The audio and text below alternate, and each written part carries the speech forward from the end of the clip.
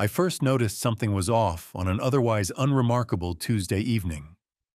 The Midwest sky had already turned dark as I pulled into our driveway, headlights sweeping across the familiar facade of our suburban home. My wife Julie's car was absent. That itself wasn't unusual. She sometimes worked late at the marketing firm, but a tiny detail pricked at me. She hadn't texted or called to say she'd be late. In our 7 years of marriage, we had a habit of keeping each other loosely informed. Tonight, there was nothing. I stepped inside and was greeted by silence. Normally, Julie would have left a lamp on for me, a small gesture of care, but the house lay in darkness. Something's different. The thought drifted through my mind, quiet but persistent. I flicked on the living room light and tried calling her. It rang 4 times before going to voicemail. I tried to ignore the slight chill creeping up my spine. On the kitchen counter, I found another subtle omen, an empty wine glass with a lipstick print. Julie usually cleaned up after herself. I picked up the glass, turning it under the light. Deep red smudged on the rim. The same shade of lipstick I'd kissed off her just the other day. Next to it was a half-empty bottle of Cabernet and 2 indentations on the couch cushions in the adjoining room, as if 2 people had sat there recently. My heart thudded. We rarely entertained guests on weeknights without planning ahead, and I'd heard no mention of anyone coming over. I stood there for a moment, the glass in my hand. The logical part of my brain, the IT professional who troubleshoots systems for a living, started cataloging facts. Glass with lipstick, bottle of wine open, 2 seat cushions disturbed, wife absent without notice. The emotional part of me was slower to catch up, resisting the obvious conclusion forming in my mind. I didn't jump to it immediately. That's not who I am. I troubleshoot, I verify. But I couldn't ignore the pattern emerging. A thin line of perspiration formed at my hairline, despite the February chill I'd carried in from outside. I set the glass down carefully. My hands were steady, but only because I forced them to be. There was a buzzing in my ears, a distant roar of possibilities. Could she be? I swallowed hard and moved methodically through the house, looking for more signs. In the trash can under the sink, I found a crumpled paper towel with more lipstick and a faint smear of what looked like mascara, as if someone had wiped their face. On the living room end table lay a coaster, a faint ring of red wine atop it, 1 glass on the counter, and presumably 1 used without a coaster. That second glass was nowhere to be seen. I realized then that someone had likely been in my house, with my wife, drinking our wine, sitting on our couch. My wife. Another man. The thought came bitter and unbidden, sending a spike of nausea through me. I closed my eyes, inhaled slowly. Don't jump to conclusions. Maybe a friend dropped by, maybe her sister. But deep down, an icy certainty was already forming like frost on a window pane. Julie's closest friend was out of town and rarely popped in spontaneously. Her sister lived 2 hours away, and the second indentation on the couch was larger, spread in the way a heavier person might sit. Not a petite woman like her sister or friend. The shape of it, the clues, it pointed to a man. Standing alone in the kitchen, I felt a part of me detach. The emotional noise dulled, replaced by a cool, almost clinical clarity. It's a state I know well, one I slip into when debugging a critical system at work. I become all logic, examining variables, seeking the root cause. If Julie was with another man, I needed proof. Hard proof, not just a lipstick-stained glass and a bad feeling. I pulled out my phone and opened the family locator app that we'd installed long ago for convenience and safety. We rarely used it, but it still ran in the background. A map appeared, a little icon for Julie. According to it, she was across town, near the city center. The pinpoint hovered over a commercial district that included some restaurants, a hotel, and office buildings. Not her office, though. She worked uptown, and this was downtown. My chest tightened as I noted the exact address. The Biltmore Hotel. Room service, dinner meeting, possibly. But her firm wasn't headquartered there or anything. And why wouldn't she mention a work dinner at a hotel? The rational side of me was at war with a swelling anger under the surface. I clenched my jaw and took another controlled breath. This might be nothing, I told myself. There could be an explanation. Yet every instinct screamed otherwise. I paced the living room, phone in hand, debating. Should I call again? Drive over there? Storm into the Biltmore looking for her? My imagination conjured an image of Julie in a stranger's arms in some dim hotel bar, or worse, a room. A hot stab of pain lanced through me, but I forced it down. Charging in head first would feel satisfying for about 2 seconds, until it ruined any chance of a calculated response. I hadn't survived 34 years of life, and a decade in a cutthroat IT field, by being impulsive. When systems crash and everyone panics, I stay cool. I find the exploit, the glitch. I fix it. Or in this case, I expose it. Instead of grabbing my keys in a rage, I sat down at my desk in the study and woke up my computer. The screens glowed to life, multiple monitors revealing my arsenal of tools. If there was one advantage of being married to a tech guy, it was that Julie never had to worry about computer issues. But that also meant she had no idea what forensic trails our devices could yield, or that I, in my thoroughness, had set up certain backups and logs. First, I accessed our home router's admin panel. As expected, it listed connected devices. My breath caught when I saw an unfamiliar device name that had been connected to our Wi-Fi a few hours ago.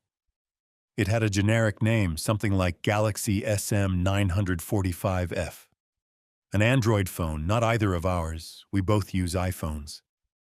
It had connected at 6:17 p.m. and disconnected around 7:10 p.m. So someone had been here early this evening, likely a man with an Android phone. The timestamp suggested he'd left about an hour before I got home. I stared at that entry, the glow of the screen reflecting off my glasses. A lead weight settled in my stomach.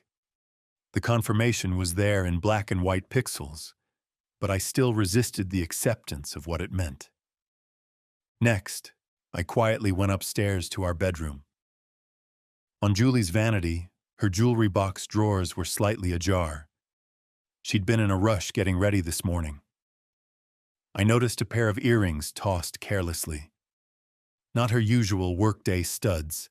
These were dangly, more suited to a night out. She had dressed up today, hadn't she? I recall her leaving in a burgundy blouse and skirt, a bit more glamorous than her typical office attire. At the time I'd complimented her, she pecked me on the cheek and said something about an important client pitch. The memory curdled now, recolored by suspicion. I opened her closet. Her black stilettos were missing. The ones she often complained hurt her feet too much to wear to work regularly.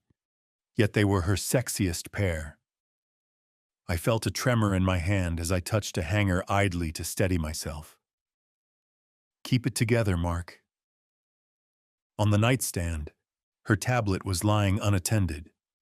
Julie had a habit of staying logged into everything. I pressed the home button and the screen lit up.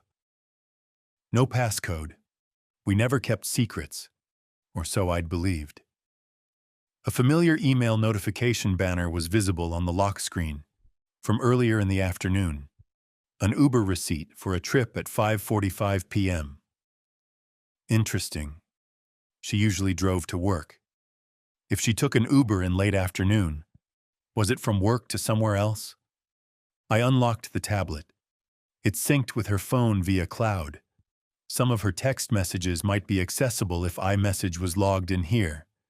But since she has an iPhone and this is an iPad, yes, iMessages should mirror if on Wi-Fi. I navigated to her messages. My heart pounded so loud I could hear it in my ears. Most recent were our own chat. Then a group chat with her family, nothing odd there. Scrolling further, I saw a thread named Ryan with just a first name. My blood ran cold. I didn't recognize that name immediately. Certainly not one of her usual friends or colleagues I'd heard of. There was no profile picture icon, indicating likely a regular SMS, not iMessage, possibly an Android user. I opened the thread. At first, only benign lines greeted me, earlier texts organizing a meeting. Can't wait to see you. What time can you slip away? Probably around 6. I'll get a rideshare to the hotel. Meet me in the lobby bar at 6:30. Then a photo message thumbnail. My hands shook as I tapped it. It maximized to reveal Julie's face, smiling coyly at the camera in what looked like our bathroom mirror. I recognized the burgundy blouse, unbuttoned a bit more than how she left the house, showing a tantalizing hint of cleavage. She'd freshened her makeup, her lips that deep red now. She looked beautiful, and not for me. The text with the photo read, "Does this look okay?" with a flirty emoji. Ryan's response, "You look stunning. I might not let you leave the room at all." A strangled noise escaped my throat. I sat on the edge of the bed, feeling it dip under my weight. There it was. Brazen, plain, the proof. I scrolled further up to skim older messages, adrenaline coursing as piece by piece the picture assembled of their affair. They'd been texting frequently for at least a month.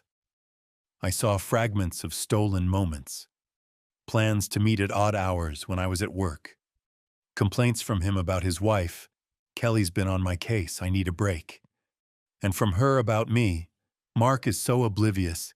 He was actually happy about me doing a girls' night, LOL." That one cut deep, the casual cruelty of it, painting me as a clueless fool. My vision blurred for a moment. I blinked, refocusing on the screen. More texts, explicit innuendos, references to things they'd done physically that made my stomach lurch. Thank God there were no images beyond the clothed flirtation. I don't know if I could handle photographic evidence of them together. The textual descriptions were bad enough. One message from last week. "Last night was incredible. You do things that drive me wild." From Ryan, followed by details that twisted my gut. And her reply, "You bring it out of me. I can't stop thinking about you." Each line I read felt like a hammer blow delivered with surgical precision, shattering pieces of the life I thought I had. I realized I was gripping the edge of the mattress with one hand and the tablet with the other, so hard my knuckles were white. My jaw ached. I'd been clenching my teeth fiercely without noticing. I forced myself to inhale slowly. Exhale. Calm. Stay calm. The initial shock and hurt were transforming, almost alchemically, into something cold and sharp. Not the hot-blooded rage that makes you want to scream or punch a wall, though a part of me certainly wanted to do that too. But a deeper, icier anger. The kind that doesn't erupt, but rather hardens inside you, crystal clear and deadly. I recognized this feeling. It was the same detachment I felt when solving a complex code issue under pressure, except with a dark, personal twist. In my world of servers and networks, when you find a breach, malicious code injected into a system, you don't smash the computer in fury. You methodically isolate it, study it, and then eliminate it in a way that ensures it never happens again. Julie's betrayal was a breach of the most intimate kind, and my response, I realized, was to become methodical. I took out my phone and snapped photos of the texts as evidence.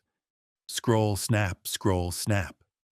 I made sure to capture identifying info, the phone number at the top, her name in the thread for context.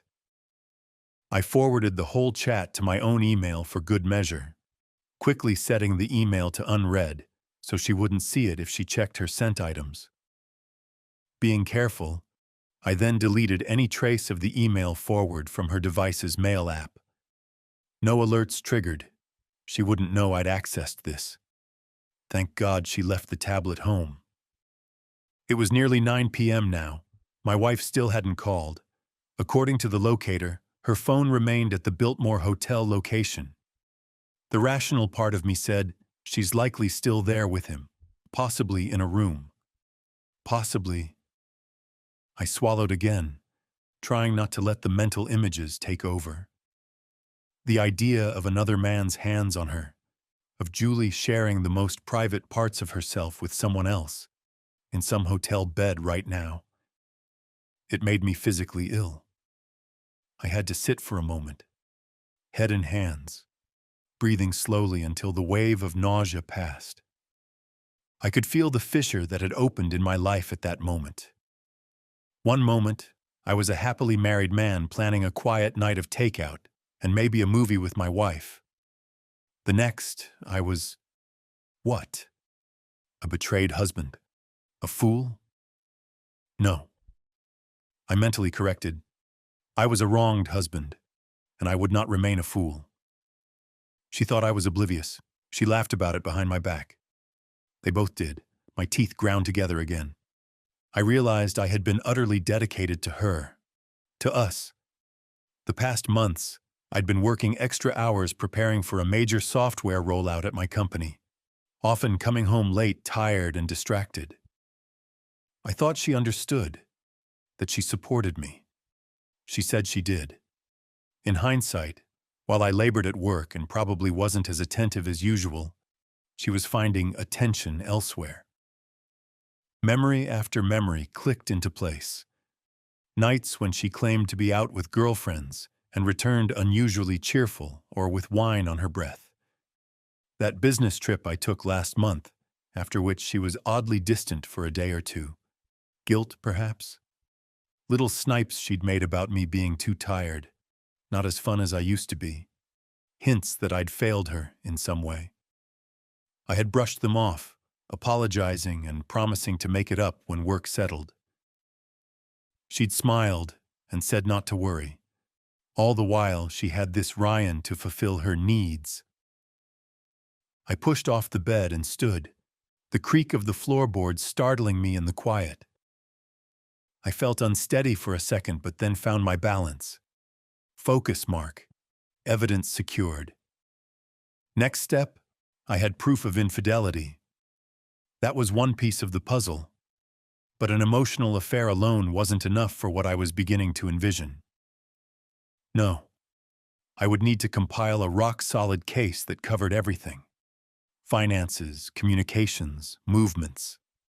If I was truly going to respond, it would be not just to end this marriage, but to do so in a way that left her no quarter. One thought crystallized above all. I must remain absolutely calm and absolutely silent about what I know, until the moment I choose to strike. If I confronted her now, in anger, I might get some screaming, tears, excuses, and then she'd lawyer up or hide assets or coordinate stories with her lover. She might even turn it around and play victim. I'd seen enough dramas and managed enough office politics to know that the one who keeps their cool holds the advantage. I glanced at our wedding photo on the dresser. Julie's radiant smile, my goofy grin, arm in arm on that sunny day. It felt like a snapshot from another lifetime. Two other people. I didn't feel like the man in that photo anymore. That Mark had implicitly trusted his wife with all his heart. This Mark, standing in a half-lit bedroom alone, felt that trust withering and in its place, a resolve taking root. I quietly closed the closet and bedroom doors, making sure everything looked undisturbed. Then I went back to my home office down the hall. I pulled out the leather-bound notebook I used for important plans. Somehow, writing by hand helps me organize when a task is truly critical. It slows my thoughts and cements them. On a fresh page, I jotted down a single line at the top. Objective: protect myself, maximize consequences for Julie and accomplice. Then I began listing tasks, bullet by bullet, keeping my writing tight and small. Gather digital evidence: texts, emails, call logs, photos. Financial records: check accounts for unusual activity, gifts, hotel bills, etc. Consult divorce attorney, discreetly, not to alert Julie. Investigate lover: identify Ryan fully, last name, employment, marital status. Secure personal assets: move half of joint savings to separate account. Freeze credit cards. Keep normal behavior. Do not tip off suspicion. Plan timing for confrontation, legal action for maximum impact. Consider public exposure, etc. I underlined keep normal behavior twice. That would be paramount. If she sensed anything, she might go on the defensive or destroy evidence. No, as far as she would know, I'd remain the Mark who was oblivious, at least for a while longer. Let her and Ryan continue their little romps, blissfully unaware that every step they took was being documented, that a trap was slowly closing around them. By the time I finished scribbling, it was close to 10 p.m. I heard the faint sound of a car door outside. Peering through my office window, I saw the telltale glow of headlights sweep across as a vehicle turned out of our cul-de-sac. Moments later, another set of lights, a car coming in. Julie's car. I quickly closed the notebook and slid it under some papers. I shut down her tablet and placed it back on her nightstand exactly as I found it. Downstairs, the garage door hummed to life. I took a deep breath and headed down, careful to arrange my features into a neutral, slightly tired expression. My heart was pounding, but outwardly I needed to look like a husband who had spent a quiet evening working and waiting for his wife, nothing more. When I heard the door to the garage open, I called out casually, "Hey, Jules, that you?" Her voice came, a bit strained. "Yeah, it's me." The door closed. Keys jangled as she tossed them in the bowl by the door. I walked into the foyer to see her shrugging off her coat. She looked disheveled, isn't the right word, but flushed. A light sheen of sweat on her neck, lipstick slightly faded, or maybe rubbed off. She had changed clothes. Instead of the burgundy blouse and skirt, she now wore a simple t-shirt and jeans, one of her casual Friday outfits. Probably had them stashed in her car or took them in a bag. So she had planned ahead to not come home wearing the sultry ensemble.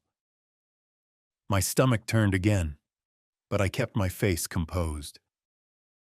"You're home late," I said, injecting only mild curiosity, not accusation, into my tone. "Everything okay?" She gave a tight smile, not quite meeting my eyes as she fiddled with her coat. "Yeah, sorry. I had to cover for Kara at work last minute. Her kid got sick, so I took over a client dinner." She sighed as if exhausted. It ran way longer than expected. Then I needed to decompress, so I stopped for a coffee afterwards. She finally looked at me, eyes seemingly searching my face to see if I bought the story.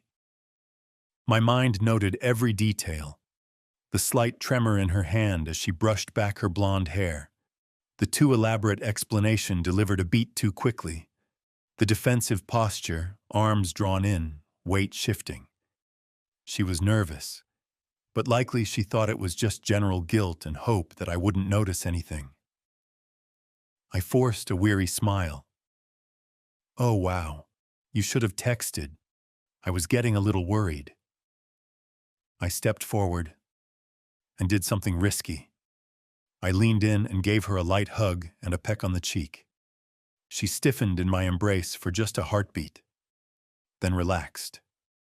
The scent of unfamiliar cologne hit me, subtle but there. Not mine. Something woodsy, with a citrus hint.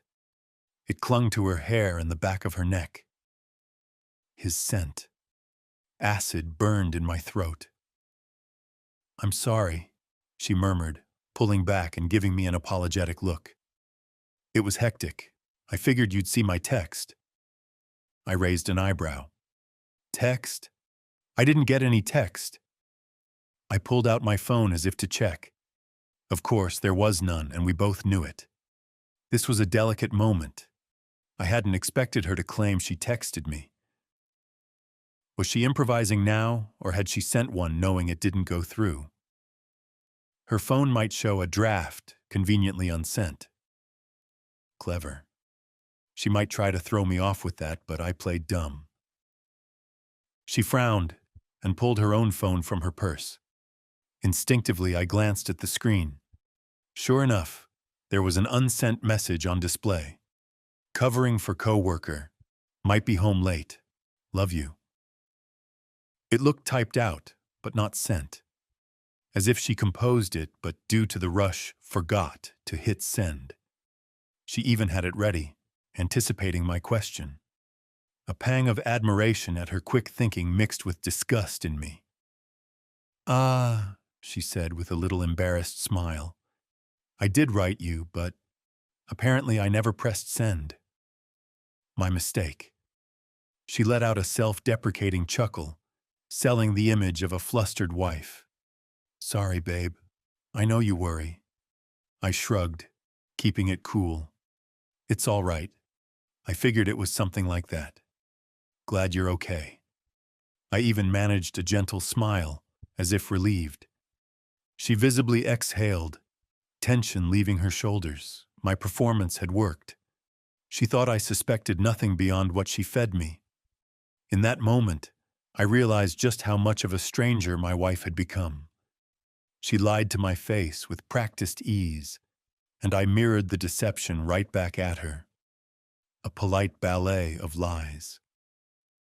We went through the motions of an ordinary late evening. I told her there were leftovers in the fridge if she was hungry. She claimed she'd eaten at the client dinner. I wondered if that was true or just code for having room service with him. She asked me about my day. I replied with bland office anecdotes, carefully watching her as I spoke. She was nodding, but I could tell her mind was elsewhere. Perhaps reliving the affair's excitement from earlier in the evening, or planning the next rendezvous. I noticed she didn't bring up any details about this supposed client dinner. Normally, she might mention which client or what restaurant if it were real. Her avoidance of details was itself a tell. But I didn't prod. I simply observed and mentally recorded. Later, in bed, Julie fell asleep quickly, or feigned sleep, turned away from me. I lay on my back, eyes on the ceiling, mind racing despite my calm facade. This was the first night of many to come in which I would lie beside my wife knowing our marriage was a facade. But instead of despair, I felt that cold purpose solidify. In the darkness, I promised myself, I will make them regret this. I didn't merely want to leave or to hurt them in a momentary flare-up. That was too easy on them.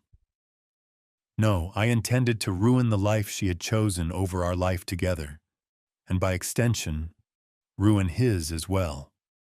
Methodically, legally, socially, on every level. It would take patience and cunning. But if there was one thing a lifetime in IT had taught me, it's that any problem, no matter how complex, can be solved with the right strategy. I had just identified the most important project of my life, and failure was not an option. As I listened to Julie's soft breathing, I actually smiled in the darkness, a mirthless grin. She had no idea the storm that was coming. In the days that followed, I became a ghost in my own life, present but unseen, recording everything while giving nothing away. Each morning I woke at 6 a.m., went for my usual jog through our quiet, tree-lined neighborhood, and returned to find Julie making coffee, or already dressed for work. We exchanged kisses, routine have-a-good-day pleasantries, and went our separate ways. To her, everything likely felt normal again. To me, it was as though I were an undercover agent, each benign interaction laden with hidden purpose. At the office, I buried myself in tasks but also used spare moments to advance my plan. My first priority was to consult a divorce attorney without Julie knowing. That required discretion. I deliberately chose an attorney in a different city, a 45-minute drive away in Millstone, a smaller town, to reduce the chance of anyone recognizing us.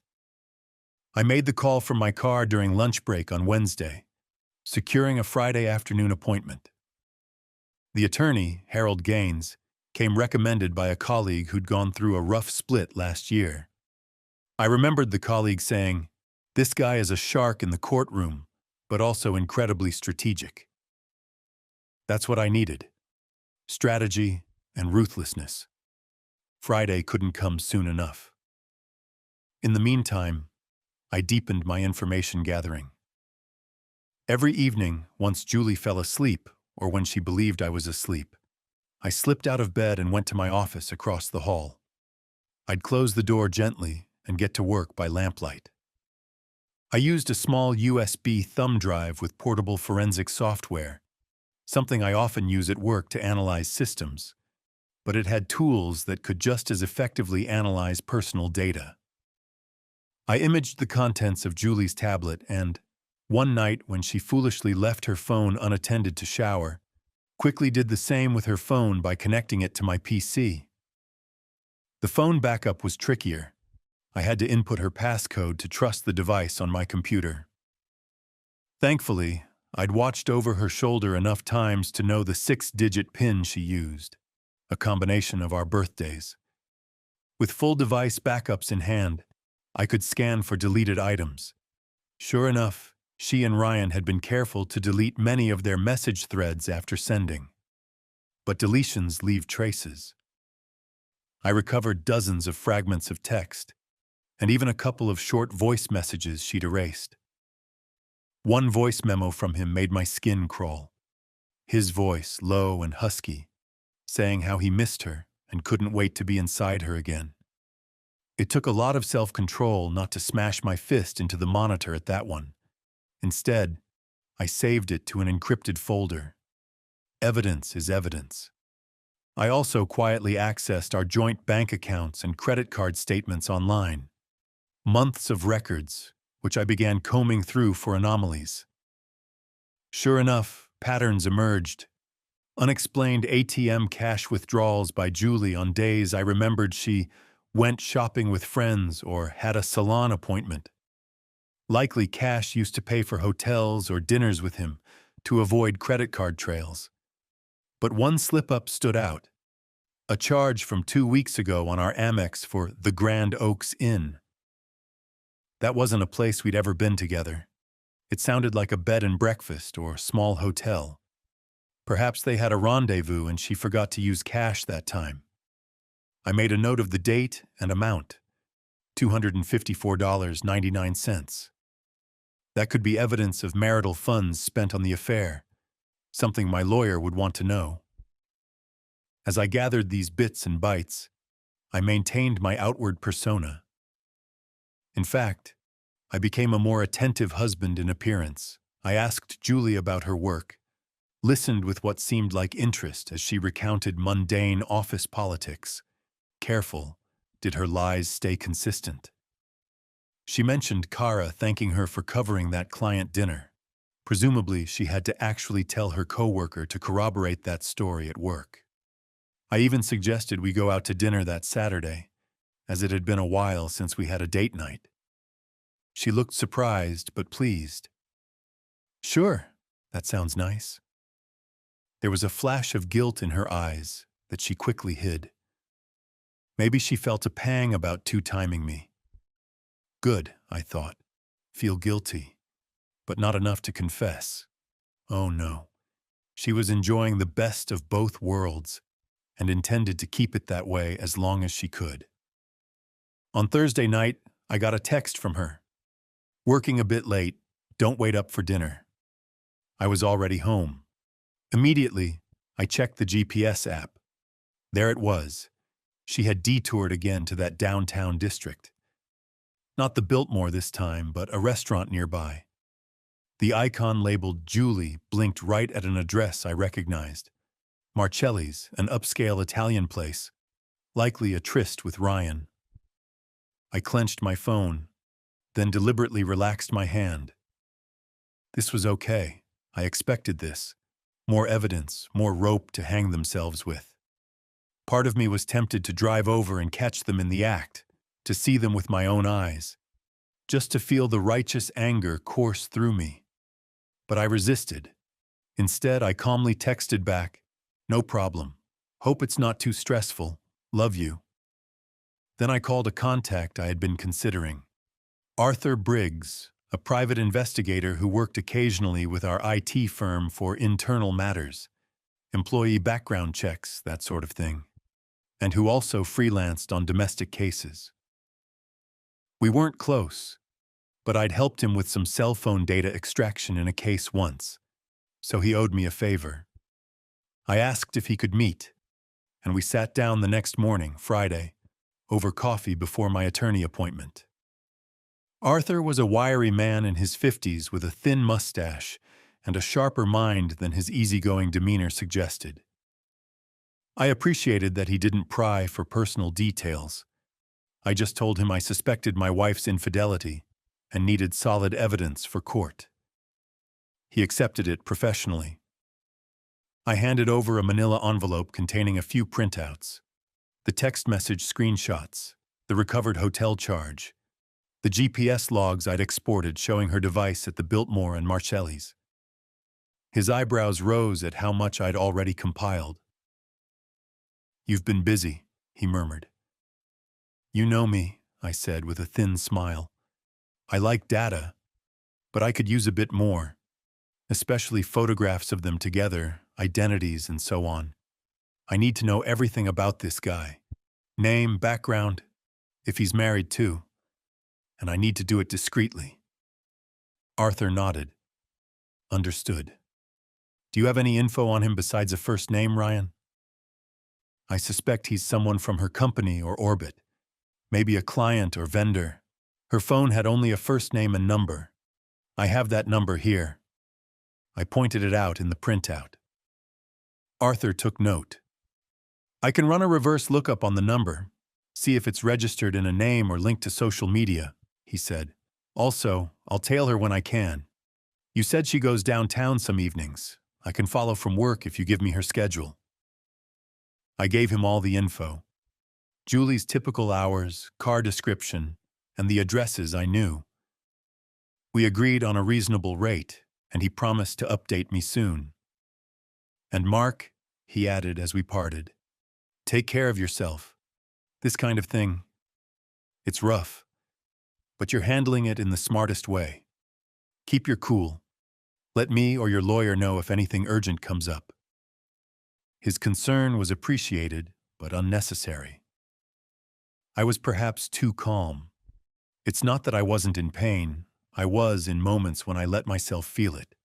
But I compartmentalized that pain into a box I only opened in controlled ways. Twice in those early days, I found myself in the shower, fists pressed against the cool tile, allowing silent tears of fury and hurt to mix with the hot water for just a minute or two. Then I'd shove it back down, step out, and carry on with my mission. That Friday afternoon, I left work early under the guise of a doctor's appointment. Instead, I drove to Millstone to meet attorney Harold Gaines. His office was in a nondescript building off the main street. Inside, however, was a tasteful, modern, firm layout. Gaines himself was a tall, lean man in his early 40s, with an impeccably tailored suit and a direct, penetrating gaze. He shook my hand firmly and gestured for me to sit at a small conference table in his office. "So, Mark," he began, steepling his fingers as he sat opposite me, "you mentioned on the phone you're looking to initiate a divorce and that there's infidelity involved." "Yes," I said. Saying it out loud felt surreal, but also galvanizing. "My wife is having an affair. I have evidence, texts, locations, likely meetings. I'm still gathering more." I slid a USB drive across to him, a sanitized one containing copies of key evidence so far. I also had a list of bullet points summarizing key facts and what I wanted. He nodded, inserting the drive into a laptop and briefly clicking through my files silently. His expression remained neutral. He'd seen this kind of thing many times, I was sure. After a few moments, he looked up. "All right. First off, I'm sorry you're experiencing this. It's difficult, but from a legal standpoint, preparation like yours is very helpful." He tapped the drive. "The evidence you've collected is compelling and will serve as leverage. Now let's talk goals. What do you want out of this divorce, ideally?" I liked that he asked that. "I want it to be over on terms favorable to me," I said steadily. "We have no children, which simplifies things. We have a house, savings, investments. I don't want her to have any claim beyond maybe what the law minimally requires. Frankly, if I could, I'd leave her with nothing. I paused, considering how to phrase this professionally. I also care about the consequences. I don't want this swept quietly under the rug for her. She's going behind my back to betray me. I want that exposed, to a degree that's legal and strategic." Harold's eyes glinted. "Consequences. So part of this is about making sure she doesn't get to save face or benefit from her actions." "Exactly. I don't mean anything illegal or vindictive beyond what's allowed. But I won't be the guy who gets cheated on and then writes a big alimony check while she skips off into the sunset. Absolutely not. If possible, I want to pursue at-fault grounds for divorce on adultery. And I want to minimize or eliminate any support I'd have to pay. Actually, if there's grounds for me to claim damages or, I don't know, sue the lover." He held up a hand, smiling slightly. "One thing at a time. Let's discuss the divorce basics first. What state are you technically resident in?" I told him.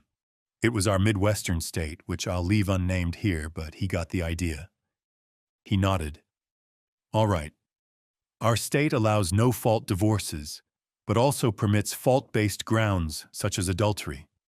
Filing on grounds of adultery can sometimes influence the judge's decisions on property division and alimony, particularly if you show marital assets were misused on the affair, or if the conduct was egregious. It doesn't guarantee she gets nothing, but it sets a narrative in your favor." He tapped a pen. "You mentioned no kids, which means no custody battle. That's simpler. Assets will be the main thing, plus possibly spousal support if she seeks it." "She earns a decent income," I said. "Not as high as mine, but she's not destitute. She's 32, healthy, college degree, good job. We've been married 7 years. Is she likely to get alimony?" He pursed his lips. "In a long-term marriage, some spousal support could be on the table, especially if there's a disparity in income. You said you're in IT, your salary roughly?" "Approximately $130K a year. And hers, maybe $70K or so." He made a note. "There's a gap, but she's employed and capable. If we demonstrate adultery, and especially if we can show she spent marital money on the affair or otherwise misconduct, a judge might be inclined to deny or reduce any alimony. Some states have statutes barring adulterous spouses from receiving alimony outright, but in our state it's discretionary. However, Judges do have leeway. I nodded, satisfied. What about the house? We own it jointly. I can buy out her half potentially or sell it, but I'd rather keep it if possible. I've been paying the majority of the mortgage. That will depend on negotiation or court ruling. If you want to keep it, you might have to buy out her share of equity or trade off another asset in equitable distribution. Given you want to make her suffer financially, one approach is to document any spending on the affair as dissipation of assets. That portion could be credited back to you, essentially. Also, if we prove fault, maybe we argue she should get a smaller portion of the equity anyway as a punitive measure. Some judges might consider that if presented well. He continued, Now you mentioned possibly suing the lover. Our state doesn't allow alienation of affection lawsuits. Those are rare and not recognized here, so you can't directly sue him for breaking up your marriage. However, if he is married, his wife could potentially do so if her state allows. But that's a separate matter and not your battle unless you coordinate with her out of personal aims. It's more a North Carolina kind of thing, he chuckled. I had to smirk. This guy was sharp. All right, suing him is not on the table for me directly, but I do want him to face consequences too, if possible. Do you see any scenarios that involve him? For instance, can I subpoena him to testify if it goes to trial, just to drag him in and expose him? Harold tilted his head, considering. Potentially, yes. If we need evidence from him, though with the evidence you have, it may not be necessary to call him, but sometimes the threat of deposition or being named in the proceedings can pressure the other side. If he's married and hiding this, shining a light on it might cause him trouble. Are you in contact with his spouse or know her? Not yet. I'm having him investigated as we speak. If he's married, I intend to inform his wife, simply because it's the right thing to do for her, and also, frankly, to create mutual destruction in their camp. I realized I sounded quite cold, talking about mutual destruction to my lawyer, but he gave an approving nod. Understood. Just be careful. You have to keep your hands clean legally. Informing his wife of the truth is not illegal. It's factual and arguably morally right. But avoid any form of harassment or defamation. Stick to facts you can prove, which it sounds like you have. Often the betrayed spouses end up sharing notes and even aligning interests somewhat. I felt a certain grim camaraderie with the hypothetical Kelly out there, if that was indeed his wife's name as gleaned from the texts. Part of me looked forward to that conversation, painful as it would be for her. Delivering pain to them through truth appealed to my sense of justice. Harold and I then delved into the tactics and timeline. I would quietly open a separate bank account and start diverting a portion of my paycheck there to build a war chest, just in case. No sudden large moves yet that she'd notice, just small adjustments. He advised not to move out of the house or do anything that could be seen as abandoning the residence, unless safety was an issue, which it wasn't physically. Staying put maintained status quo, and if she got uncomfortable and left, it might give me advantage. We discussed the potential of confrontation. He recommended, sometimes presenting a proposed settlement to the cheating spouse early can corner them. But given you want maximum impact, you might want to catch her off guard with filing and service at a time of your choosing. Up to you whether you want to confront personally first or let the legal papers do the talking.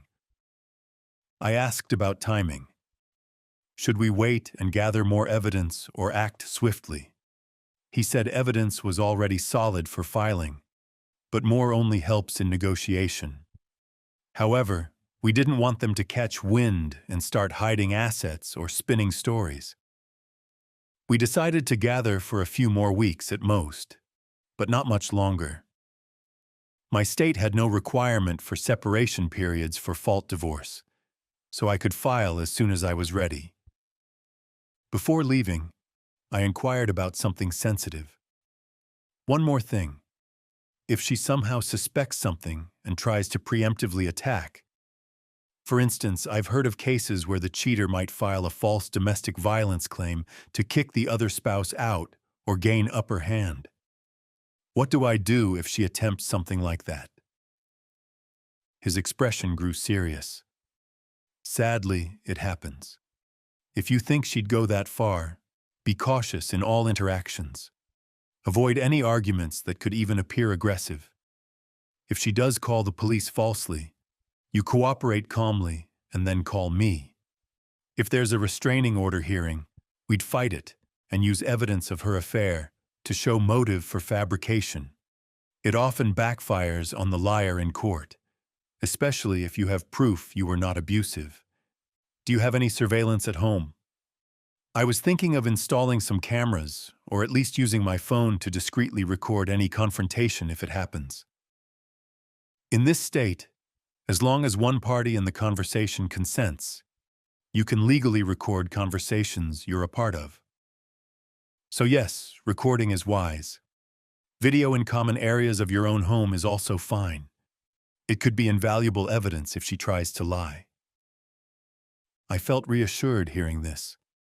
I wasn't being paranoid to consider she could go on the offensive. I wanted to be ready for anything. I left Gaines's office armed with knowledge and a sense that I had a solid ally. Driving back, I allowed myself one indulgence. I took a detour by the address Arthur had found for Ryan.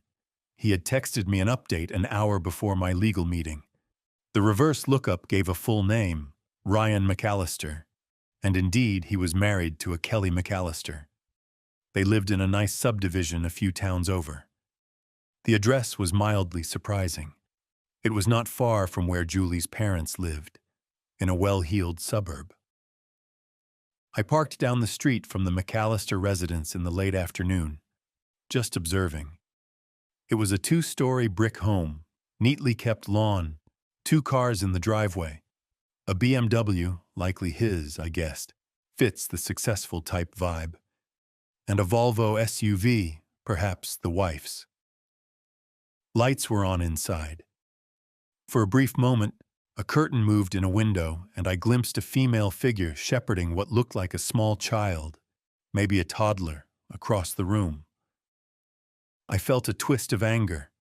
Ryan wasn't just cheating on his wife. He was jeopardizing a whole family, a young child's family. The hypocrisy and callousness were staggering. I reminded myself I wasn't a saint either at this point. I was here plotting destruction. But I felt righteous in that moment.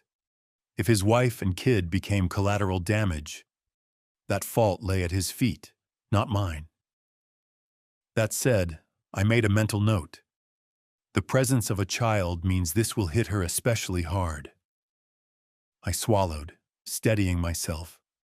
This was becoming more than just my revenge. It might end up exposing me to the heartbreak of others too. But the alternative, letting them get away with it, felt worse. I didn't linger long.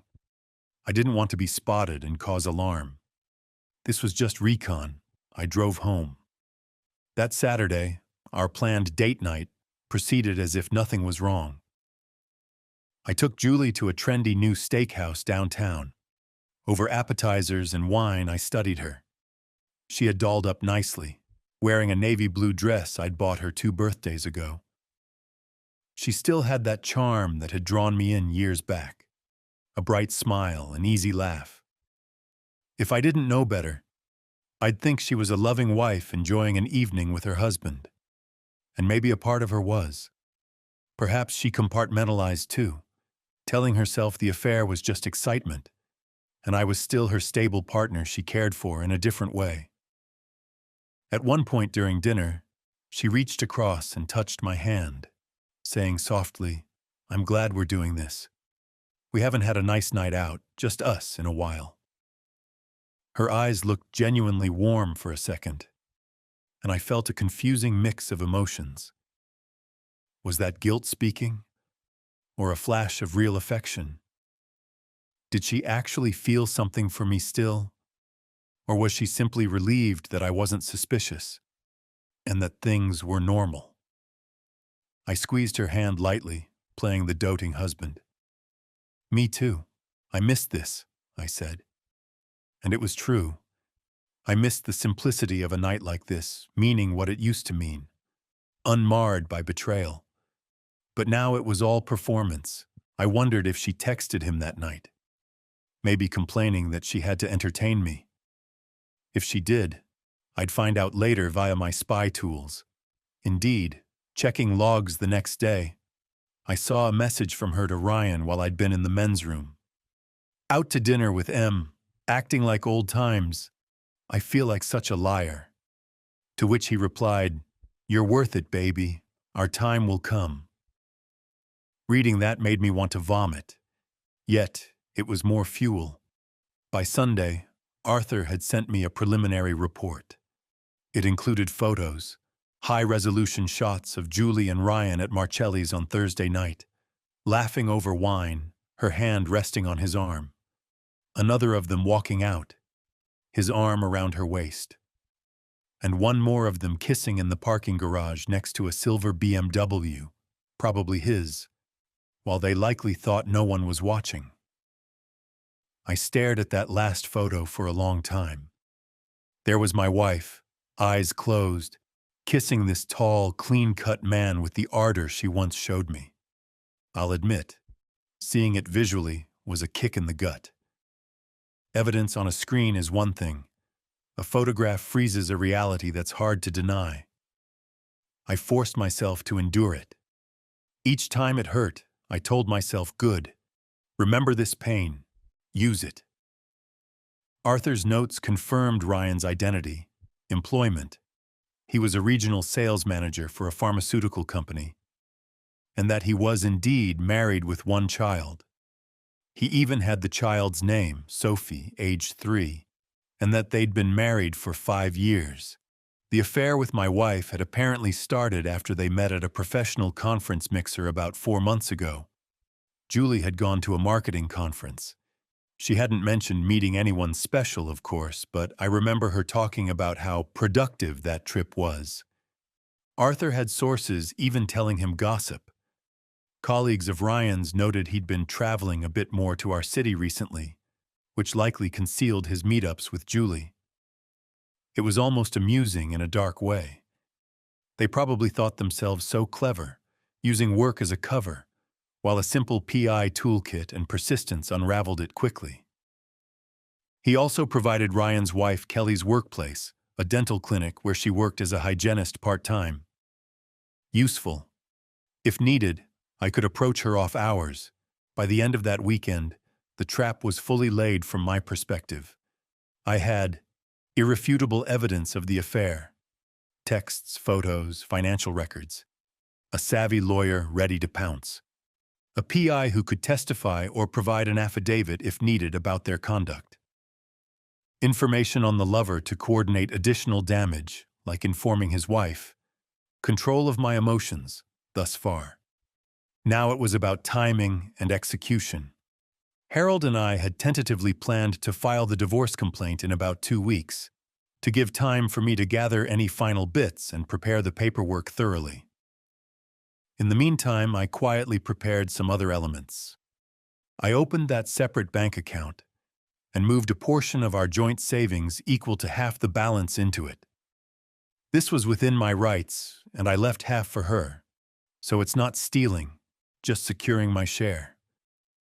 I did this on Monday while at work, online transfer, and then physically went to the bank Tuesday to open a safe deposit box in my name only, where I put some valuables like my late father's watch and a few important documents I didn't want misplaced if things got ugly at home later.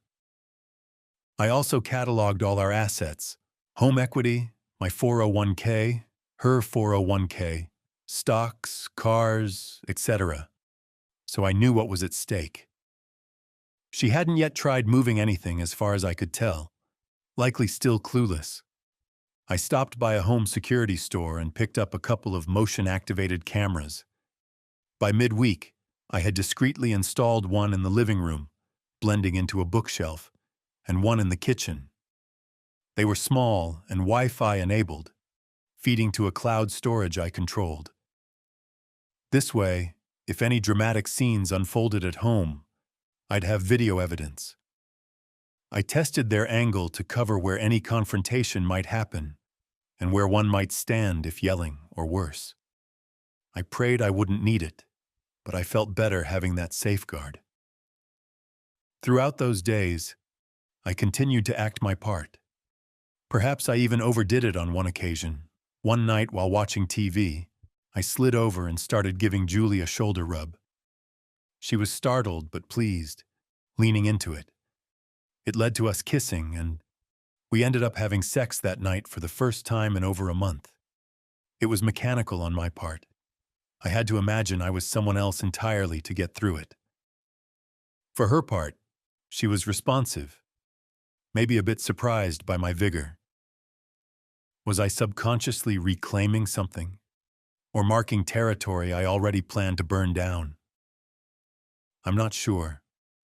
I just know that as soon as it was over and she drifted to sleep, I went to the bathroom and nearly retched at the swirl of emotions. I felt like I'd defiled myself touching someone who'd been with him just a day before. The shower that followed was scalding and purifying. Interestingly, the next day she was extra affectionate, almost clingy. Perhaps in her mind, this was the best of both worlds, exciting lover and doting husband stepping up. Or maybe it stirred guilt. She texted me midday, "Thank you for last night. I love you." I stared at that text for a long time, fingers hovering over the keyboard. I could scarcely believe her nerve to say she loved me while carrying on as she did. But then, human hearts are complicated and often deceitful even to themselves. I simply responded, "Love you too." It cost me nothing to keep the charade going a bit longer. Arthur reported that Julie and Ryan met again that Thursday at lunchtime. He followed her from her office to a motel this time. Classy choice, I noted wryly. He got photos of them entering a room. They stayed about an hour and a half, then left separately. More ammo. She told me she had a working lunch when I casually asked about her day. I just smiled and nodded. By the end of that second week, I felt we had more than enough. I was impatient to spring it, but I forced myself to choose the right moment. We decided on a multi-pronged attack on the following Tuesday. Why Tuesday? Because on Monday, I knew she had an important presentation at work, and I didn't want to preempt that. Call it a small courtesy, or maybe I wanted her to have a normal day before the blow. Also, more pragmatically, by Tuesday, I would have received my paycheck. I wanted that in the joint account before moving it, which I'd do the morning of filing to make sure she couldn't clear it once she was served. Harold filed the complaint for divorce at the county courthouse on Tuesday morning at 9 a.m., citing adultery as cause and requesting an unequal division of assets in my favor due to marital misconduct, plus a request to deny alimony on those grounds. He had the evidence attached under seal to be revealed later in proceedings, but enough was stated to put the fear of God in her once she read it, surely. The plan was for a process server to serve Julie at her workplace around noon that day. Meanwhile, another server would serve Ryan at his workplace. I had fantasized about showing up to do it myself, but that could lead to conflict. Plus, I couldn't be two places at once. Better to have professionals do it. Additionally, I prepared an envelope for Ryan's wife, Kelly. Inside, I placed printed copies of several damning texts between Julie and Ryan, a couple of photos Arthur took, the kiss in the parking garage and them entering the motel, and a letter from me. In the letter, I expressed sympathy as one betrayed spouse to another, gave her a brief heads up of my actions, that I had filed for divorce and that her husband was named as co-respondent, essentially, and provided my phone number if she wanted to talk or needed any evidence for her own decisions. I kept the tone empathetic, It wasn't about attacking her, of course, but rather about sharing the truth. I'd want to know if roles were reversed. I had debated whether to warn her before the service or after. Ultimately, I coordinated so that a courier would deliver that envelope to her home around the same hour the men would be served. That way, Ryan wouldn't get to spin up some excuse or intercept the news. She'd have it directly almost simultaneously. It was a risk sending it to her home. If he was there first, he could potentially take it. But noon on a weekday, she'd likely be at work. I addressed it to her name specifically, personal and confidential. I also had the PI email it to her work email right at noon as backup, from a dummy account, with subject line, "Important information about your husband, Ryan." It was a sweeping takedown, timed like a military operation. I was anxious that morning, but in a controlled way, double-checking all pieces. I even had a little breakfast with Julie, who was cheery, talking about possibly taking a weekend trip soon since we'd been doing better. I agreed non-committally, my heart thudding not from her words, but from anticipation of what was set in motion. At 11:45, I excused myself from my office at work and drove to a parking lot near Julie's building downtown. I wanted to be ready in case of anything. I sat in my car, engine idling, about a block away, where I had a view of the front entrance.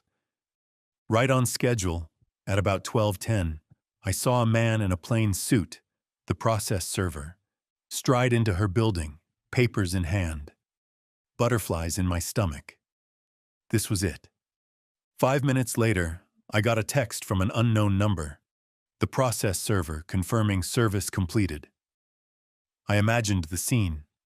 Julie in her office being interrupted by a stranger handing her legal papers, her confusion turning to shock as she realizes what they are. My phone began buzzing almost immediately after that confirmation. I glanced at the screen. It was Julie calling. I didn't answer. Instead, I let it ring. She tried again, then a flurry of texts. "Mark, what is this? I just got some kind of divorce papers delivered to me. Mark, please. Is this a prank? Call me."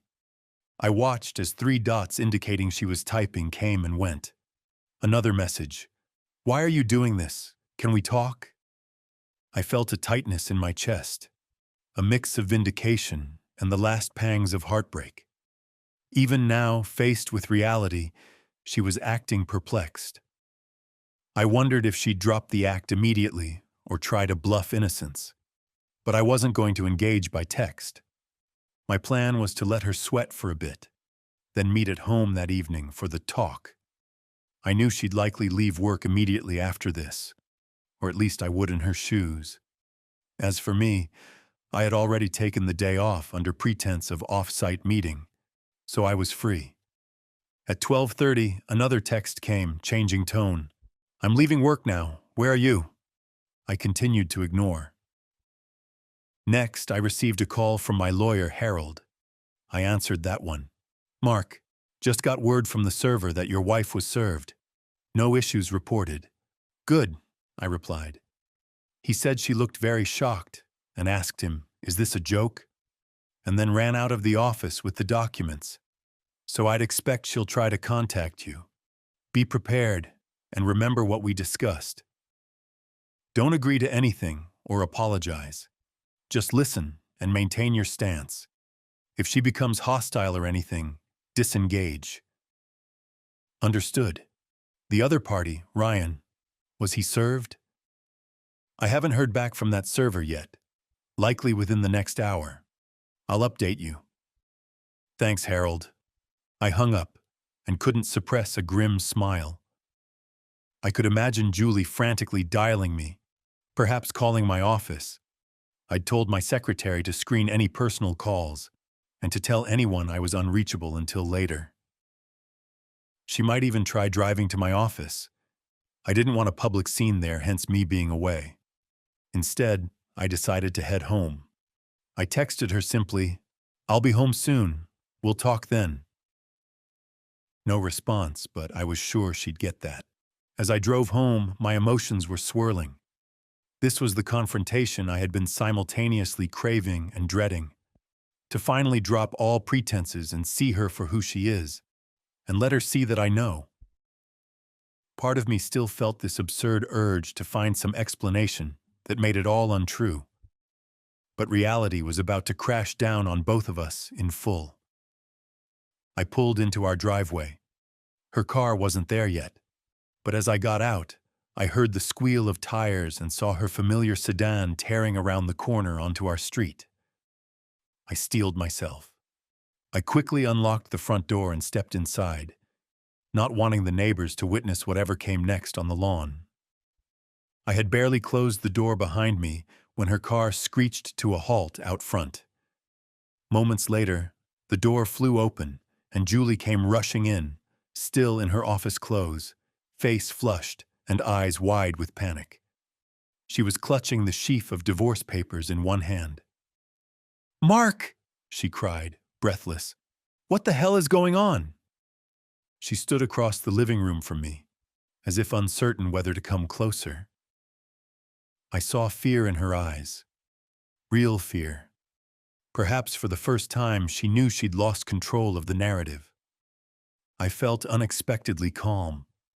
The trap had sprung, and now it was time to face her. The cold anger that had fueled me these past weeks came to the surface, but I kept my voice low and controlled. "You've been served with divorce papers," I said evenly. "It should be quite clear what is going on." She shook her head rapidly, as if denying reality. It says I committed adultery, and you're filing for divorce because of it." Her voice was high, distressed. "Why would you?" She stopped herself, probably because the answer was obvious. Yet she still couldn't bring herself to address it. Instead, she tried another tack. "Why would you do it like this, without even talking to me? We could have... Why didn't you say you were unhappy? We could have gone to counseling or something." She was rambling, desperation creeping in. I let out a short, mirthless laugh. "Unhappy? Julie, don't play dumb.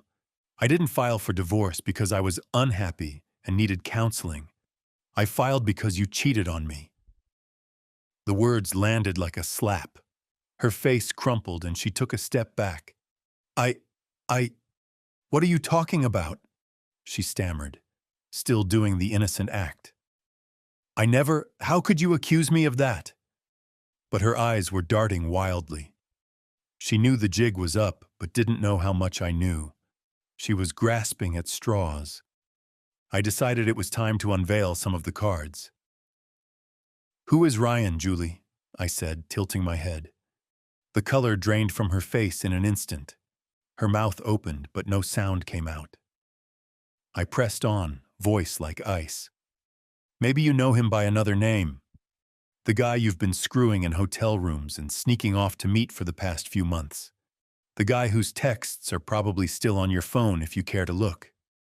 The one you kissed goodbye on Thursday after your little motel romp." Her legs seemed to give out.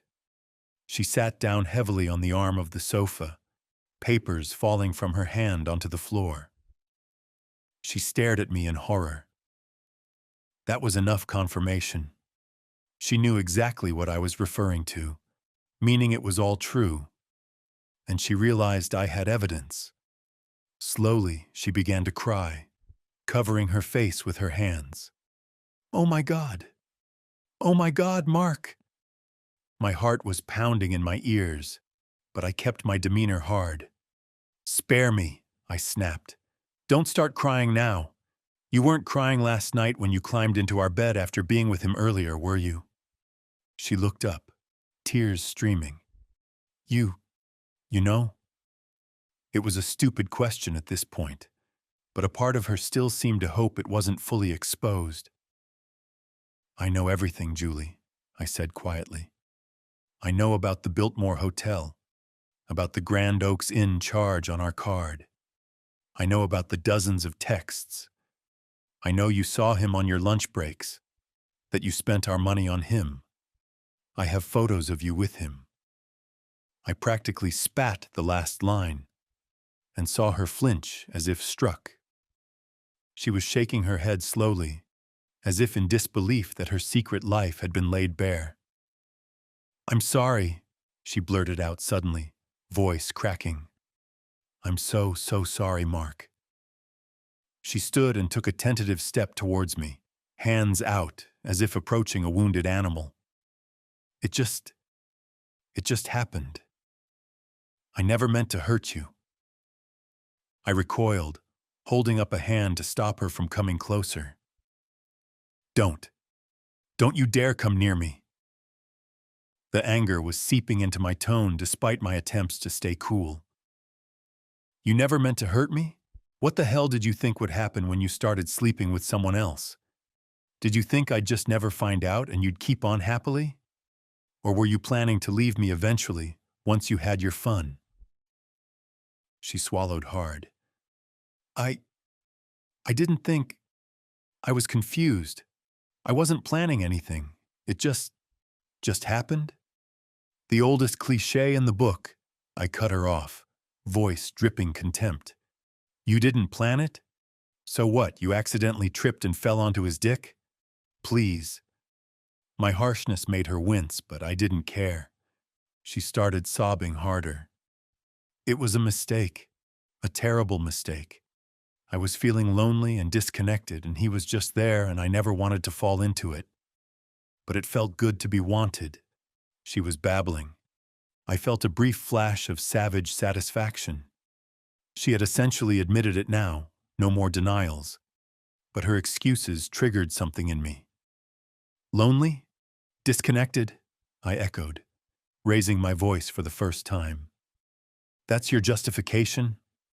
While I was busting my ass at work to provide for us, you decided you needed to feel wanted and jumped into bed with the nearest willing participant.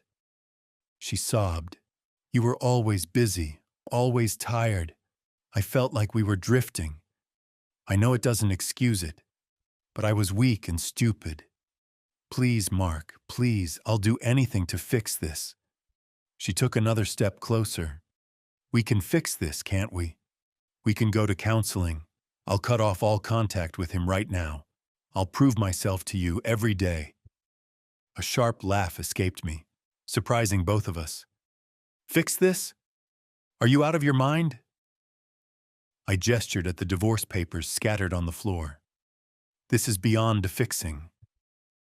I gave you my love, my trust, and you systematically broke it for months. You lied every single day to my face with a smile. You humiliated me behind my back. My voice hardened further. Do you know how that feels? To realize your spouse saw you as such a fool that she could do this under your nose and laugh about you being oblivious. She dropped to her knees, actually kneeling on the rug amid the papers, hands clasped. I'd never seen her like this. It might have been almost comical if it weren't so pathetic and tragic. I was wrong. I was so wrong. You're not a fool. You're a good man, and I took advantage of that. I hate myself for what I've done. Mark, I will spend the rest of my life making it up to you if you just stop this divorce, please. She reached out and grasped the cuff of my pants, as if to physically hold on to me. Please, I'll do anything. I'll sign a postnup, give you everything. Just don't leave me. I looked down at her, and for a moment I simply observed this person I had loved, who was now broken and pleading at my feet. I wanted to feel pity. Part of me did, faintly. But then I remembered the image of her wrapped around him, lips pressed to his, and my resolve steeled. I stepped back, pulling my leg free from her grasp. Have some dignity, Julie, I muttered. It's far too late for begging. She looked up at me, and suddenly her expression shifted. Maybe it was the word dignity, or the realization that begging wouldn't sway me.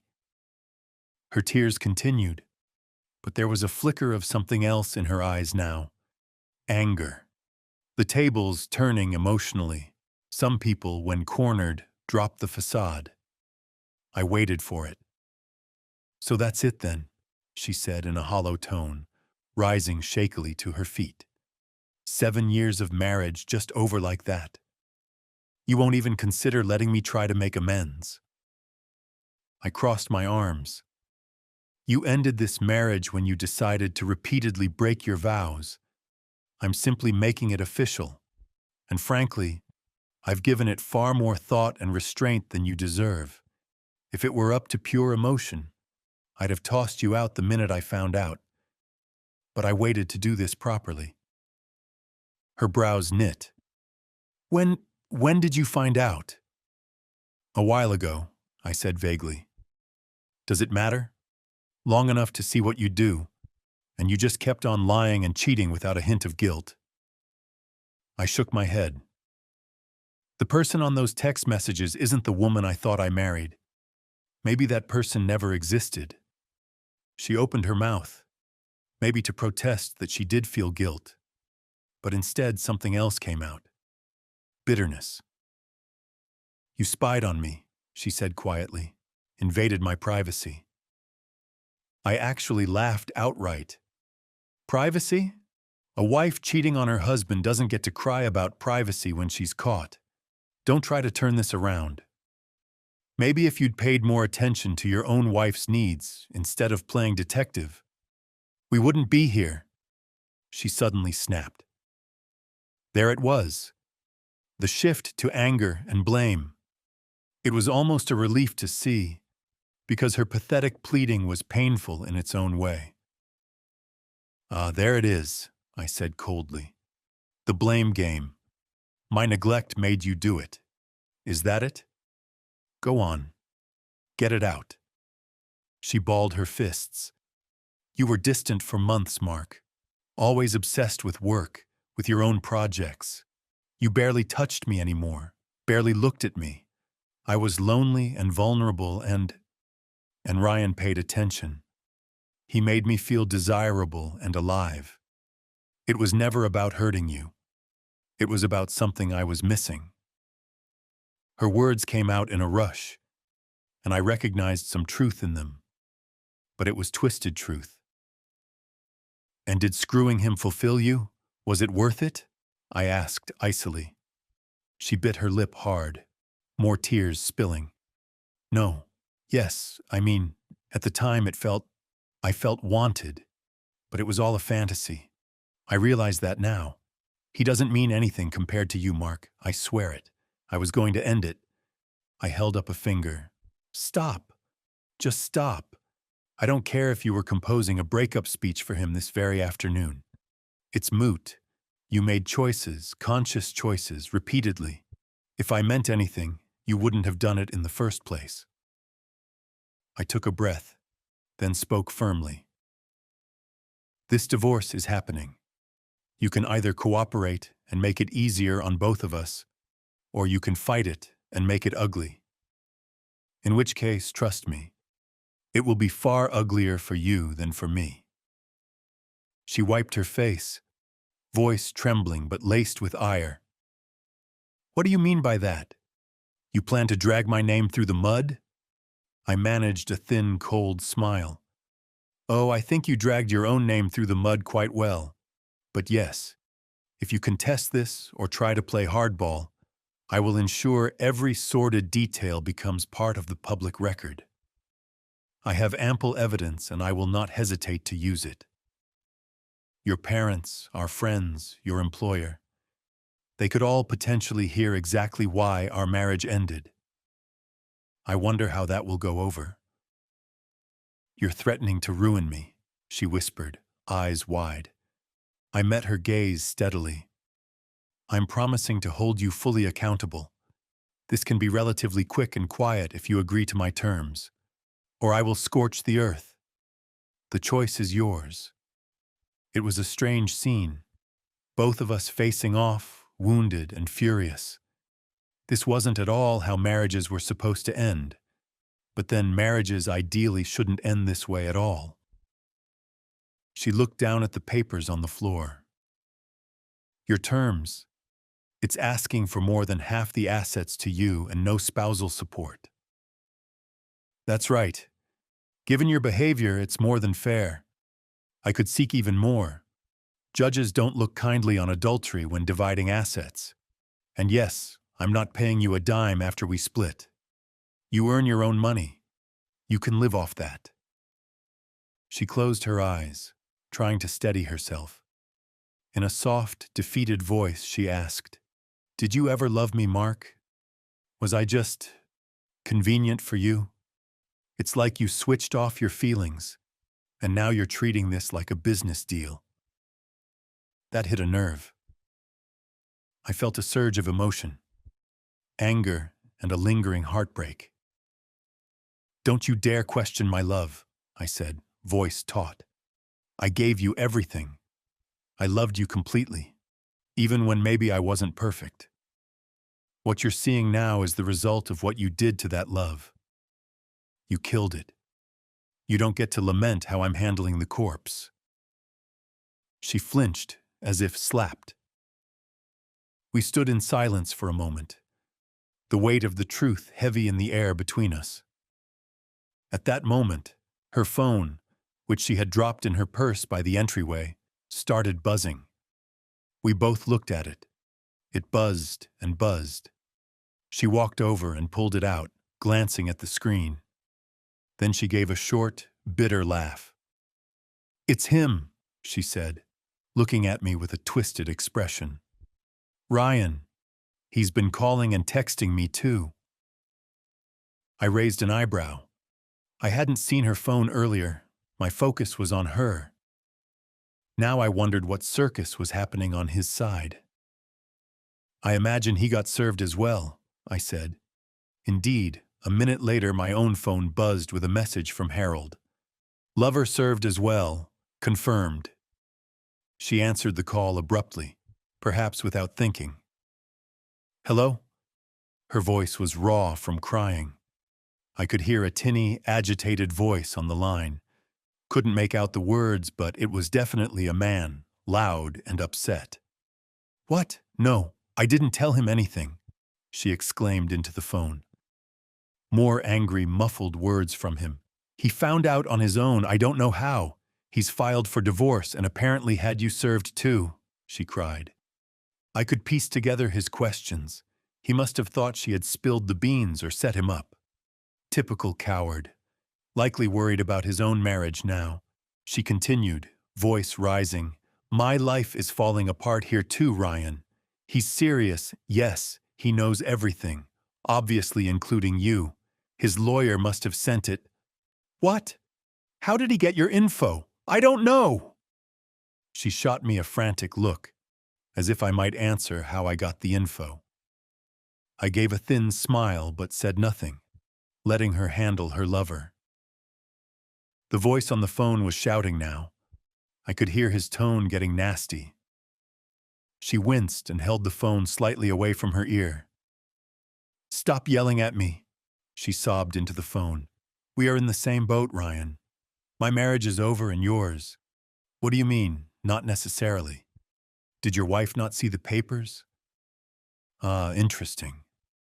Perhaps he was thinking he could still salvage his situation, deny it to his wife.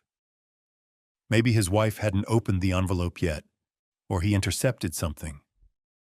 But the evidence I sent would make that hard to deny." Their chaotic phone argument continued for a minute. He was blaming her, from what I could gather. She was crying, trying to get him to calm down, likely because I was standing right there listening. Finally, something he said made her stiffen, and her tone changed from pleading to anger. "Are you kidding me? You're worried about your reputation? You told me you were going to leave your wife for me eventually. Was that a lie? Hello? Hello?" She pulled the phone away and stared at it. He had hung up on her. A bitter laugh bubbled out of her throat. He ended the call. He's furious. He practically accused me of setting him up." She looked at me with red-rimmed eyes. I guess you got what you wanted. Not only am I losing my husband, I apparently lost my lover too in the same afternoon. I responded with icy candor. I didn't do that for you. But it's a natural consequence, isn't it? There's no honor among cheaters. The moment things get tough, you all turn on each other. She looked like she wanted to refute that but couldn't.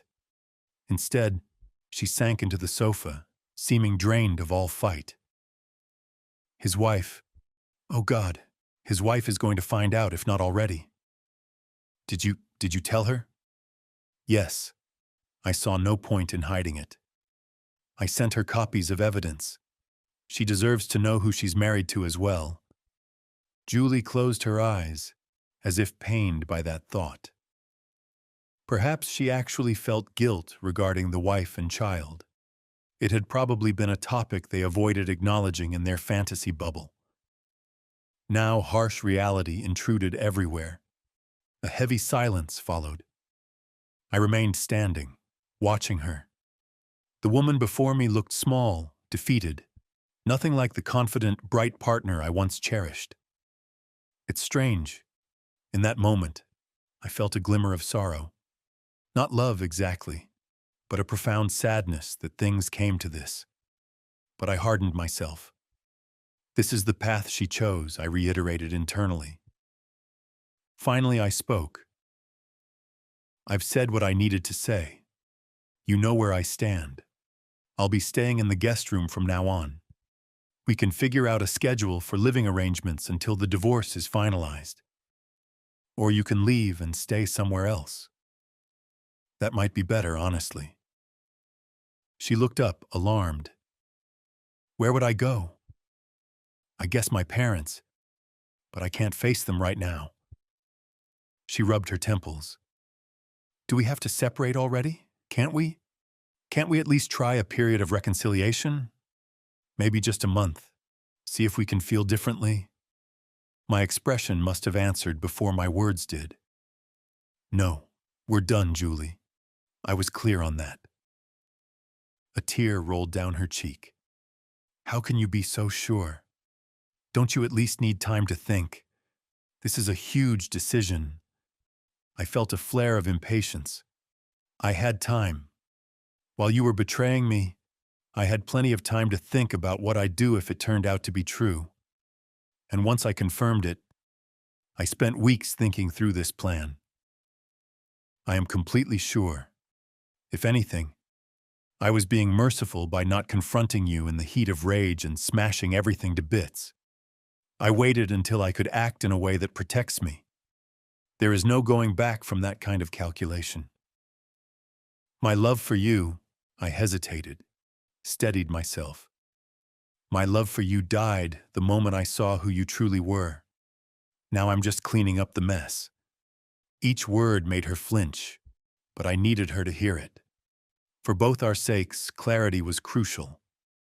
She nodded slowly, a hollow acceptance in her face.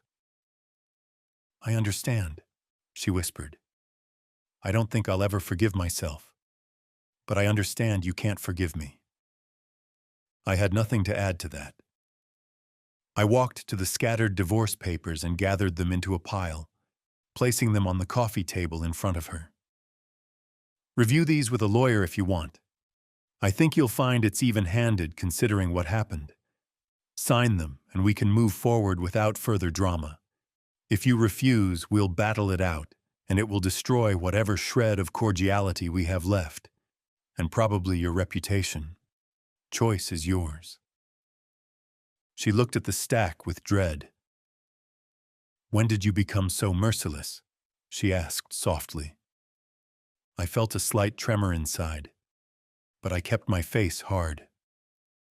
Probably around the time I watched video of my wife French kissing another man in a parking lot. Something in me snapped. That shut her up.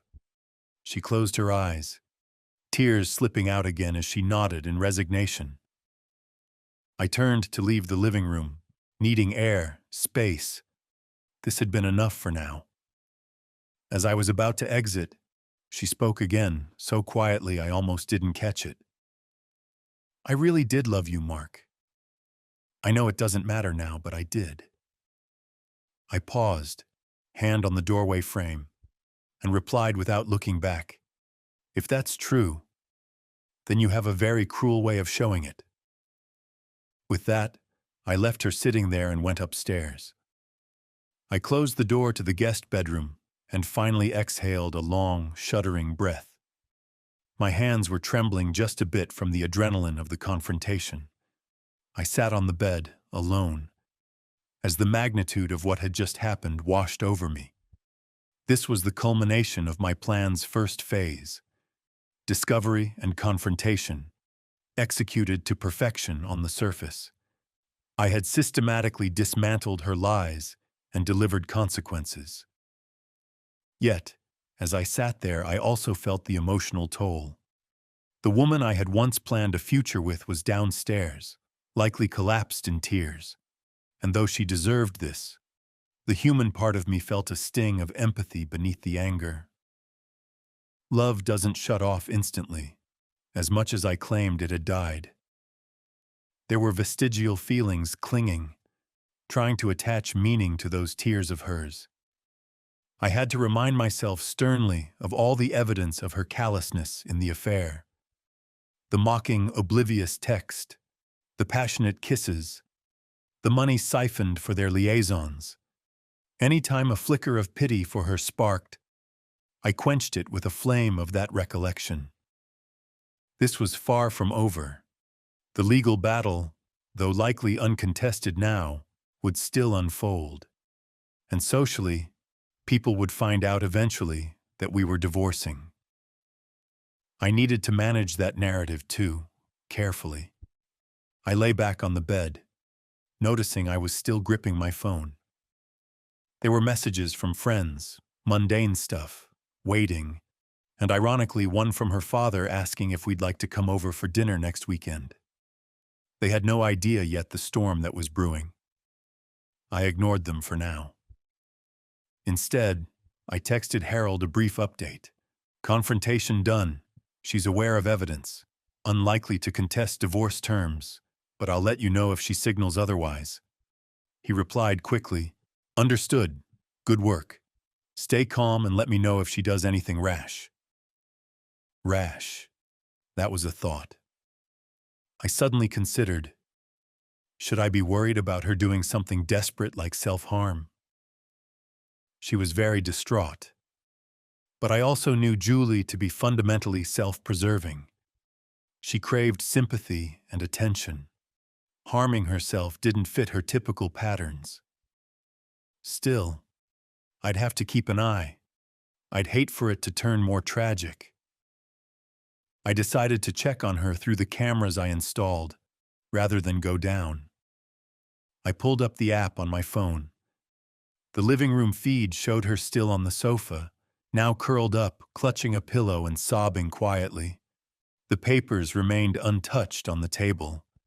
It hurt a surprising amount to watch that. I turned off the feed. Enough. I needed to occupy my mind. And I needed to inform a couple of key people myself before word spread. My family was small, an older sister in another state, and my mother in a retirement community. I would tell them soon, but the priority now, I felt, was ironically Ryan's wife, Kelly. What would be happening with her at this moment? Had she discovered the evidence I sent? Possibly she was at work until later, or maybe she saw an email alert. Or maybe Ryan, once served, rushed to do damage control. I realized I had her cell number in the PI's report. I decided to reach out. Not knowing her emotional state, I opted for a text first. "Kelly, this is Mark, Julie's husband. I want to make sure you received the information I sent. I am available to talk if you have any questions or need to vent. I'm so sorry we both have to go through this." I added my full name just so she didn't think it was some random text. Then I waited. About 20 minutes later, my phone rang from an unfamiliar number with our area code. I answered, "Hello?" A hesitant female voice. "Mark? It's Kelly."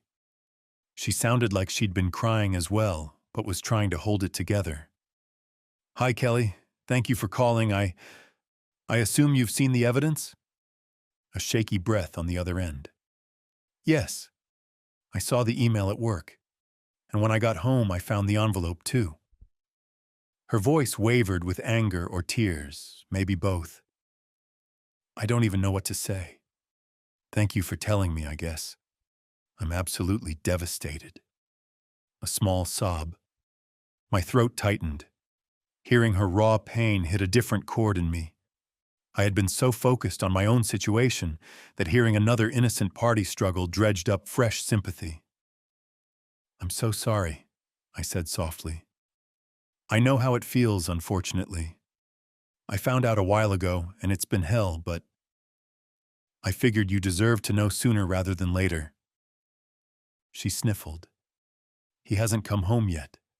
I got a text from him that he's sorry, and that he'll explain everything. He said something was sent by a crazy husband of a woman he barely knows." She gave a bitter laugh. "He's still lying even now. But I have your pictures. I have the text transcripts. There's no denying it." I nodded to myself. He and my wife will likely keep lying until they can't anymore. My wife tried at first, even after being served divorce papers. Kelly's tone hardened a bit. "I'll be filing for divorce too. I already called a lawyer this afternoon. I'm not wasting any time. He can go to hell." Then her voice broke. "God, how can he do this to me? To our little girl? I thought we were happy. Or at least I thought we were fine." She began to cry outright. I gently offered some consoling words, saying I knew how she felt, and that none of this was her fault. It was a surreal conversation. We were strangers united by betrayal. We spoke for about 10 minutes. By the end, she had calmed a fraction and thanked me again for giving her the truth straight. We exchanged an odd sort of promise to keep each other updated if necessary. Not that I expected much more communication, but it felt like solidarity. After hanging up, I felt strangely lighter. Perhaps because in helping her, I felt a bit of good come out of this wretched situation. And knowing Ryan would also face a divorce and presumably lose a lot, money, maybe custody of his child, at least partial, gave me grim satisfaction. He was currently in damage control mode, but it wouldn't work. Kelly had the proof now. I leaned back, closing my eyes. Phase 1 of revenge was complete. Exposure and confrontation. But the war wasn't over. Ahead lay the phase of legal maneuvers and ensuring Julie's life stayed in ruins as I intended. Downstairs, I heard movement. Likely Julie finally moving from the couch. I wasn't eager to see her again tonight, but I'd have to eventually for logistical matters. She texted me around 7 p.m.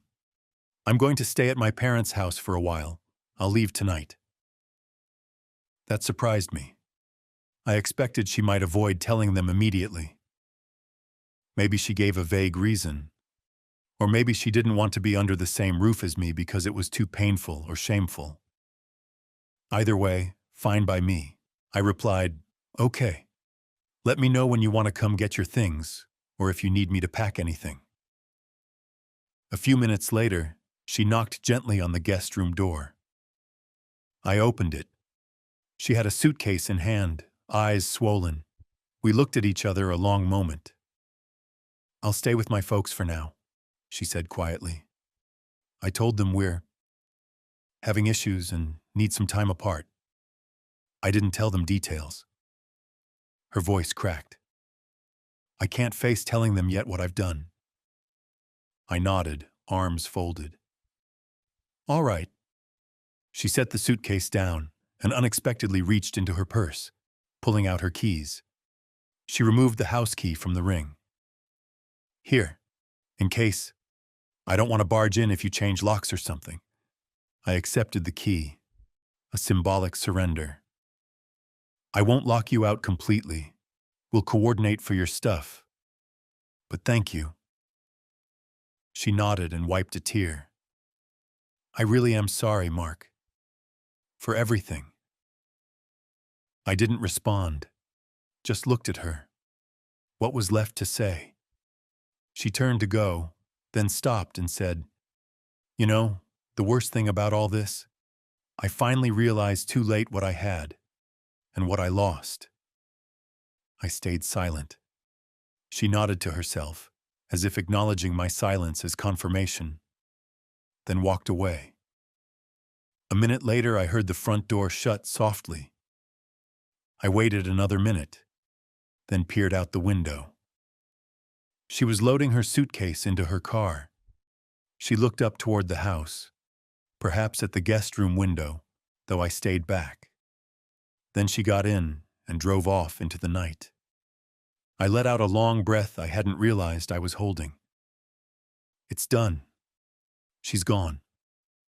A mixture of relief, sorrow, and triumph warred within me.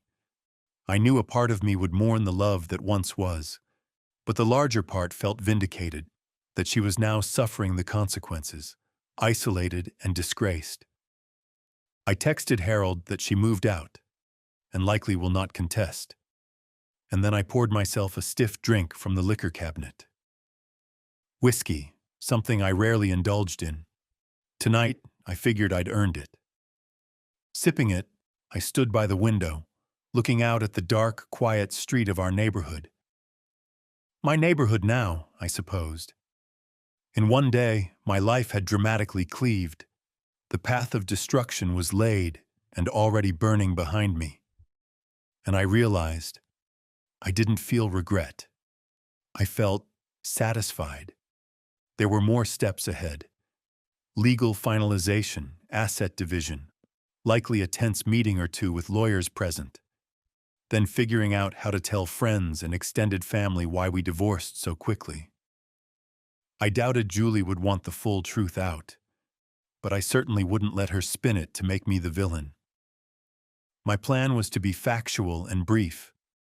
I found out she was unfaithful, so I ended it. Most people will accept that without prying for lurid details. If she tried to lie, I had ample receipts to correct the record, but those were battles for another day. That night, I finished my whiskey and felt the tight coil inside me begin to unwind just a little. The hardest part, confronting the person I loved about her ultimate betrayal, was over. I thought vengeance would feel bitter or hollow, but strangely, it felt just. I was proud of myself for keeping control, for not stooping to anything unlawful or violent, for using my intellect to outmaneuver deceit. In a way, it affirmed my own value. She hadn't cheated because I was weak or stupid. She did it because she was flawed. And I proved I was stronger and smarter than they ever anticipated. As I climbed into bed, alone, I realized the house was utterly silent. No wife down the hall, just me and my thoughts. I had won this round. Definitively. Downstairs on the coffee table lay the signed divorce papers. I noticed she had in fact signed before she left. I saw her neat signature on the line when I quickly checked. There would be no fight in court. She was beaten. I turned off the bedside lamp and lay in the darkness. The slow burn path of betrayal had led to an explosive conclusion, exactly as I engineered. While I didn't feel joy, this wasn't a scenario with real winners. I felt a grim contentment. I had been wronged, and I had delivered justice.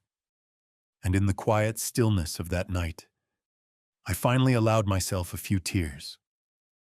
Not for her, not anymore, but for the end of a chapter of my life.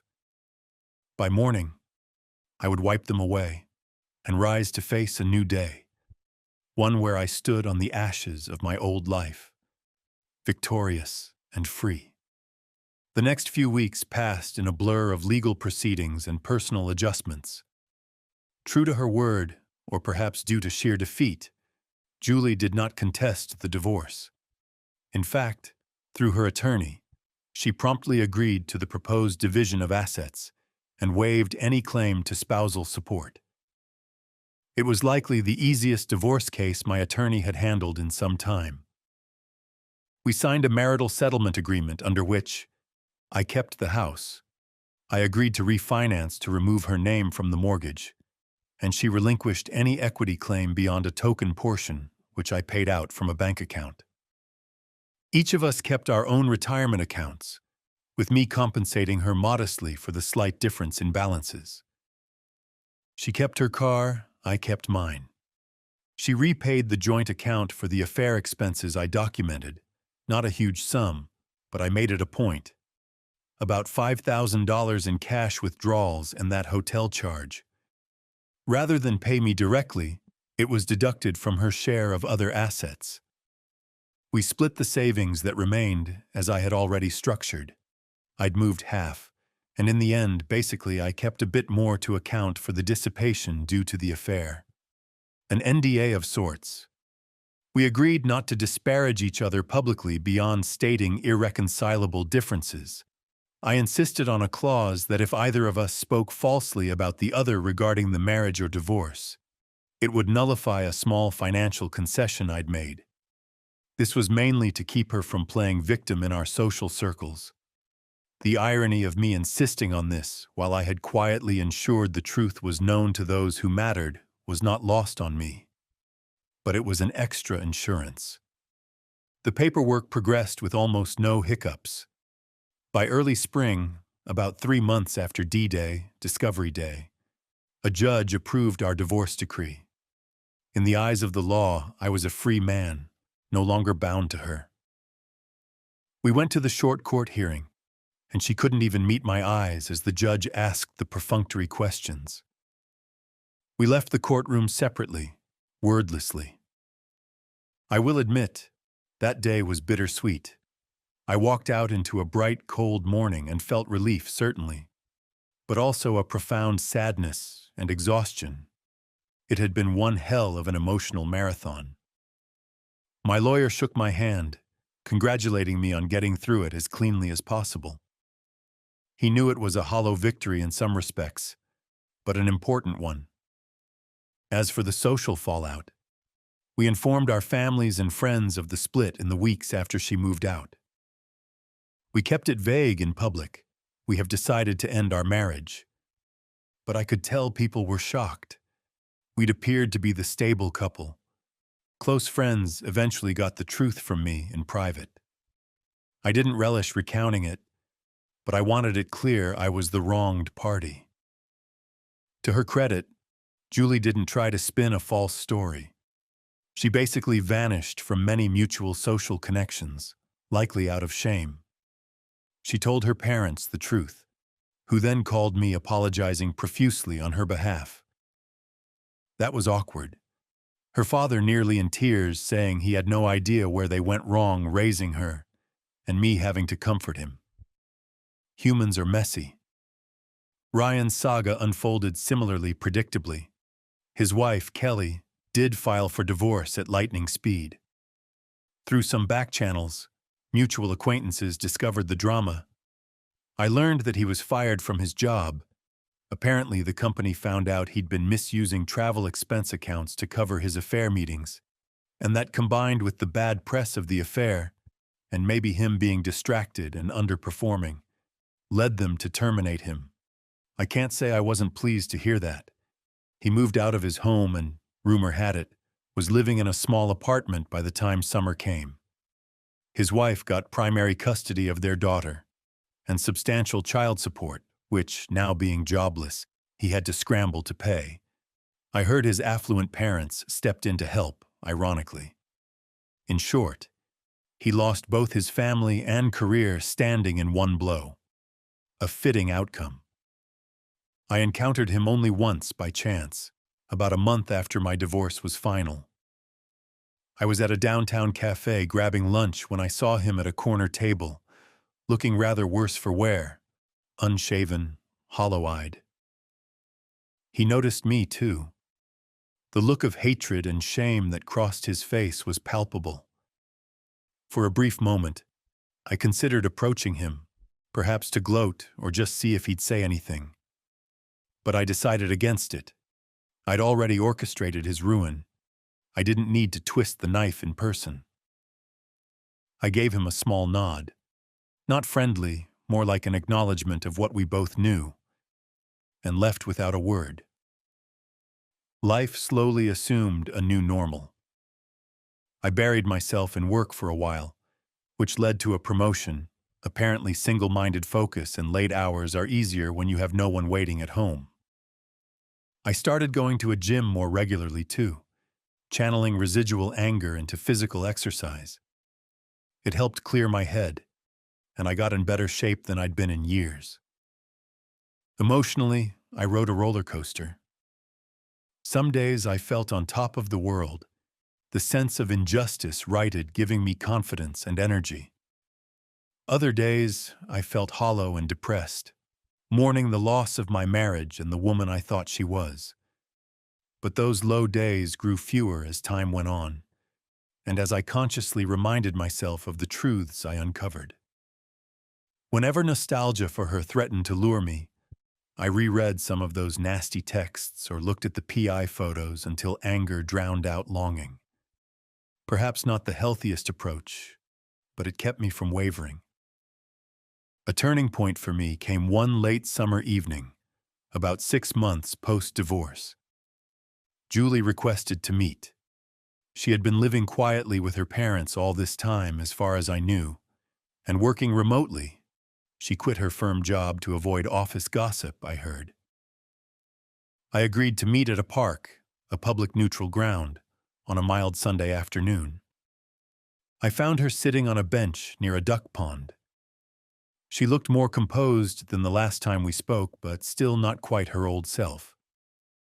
We exchanged polite greetings. There was a strange tension. We were like acquaintances, all the intimacy shattered. She updated me that she was planning to move to a different state, to stay with a college friend and find a new job there. A fresh start. I could hear the unspoken reason, escaping the local reputation and painful memories. I wished her well. Then she handed me an envelope. In it was a letter she had written. "You can read it later," she said. "It's just things I wanted to say sorry for, and some money." I blinked in surprise. She elaborated. "It's not hush money or anything, just I got a small inheritance from my aunt recently, and I felt I wanted to give you something as a gesture for what I cost you. It's not much."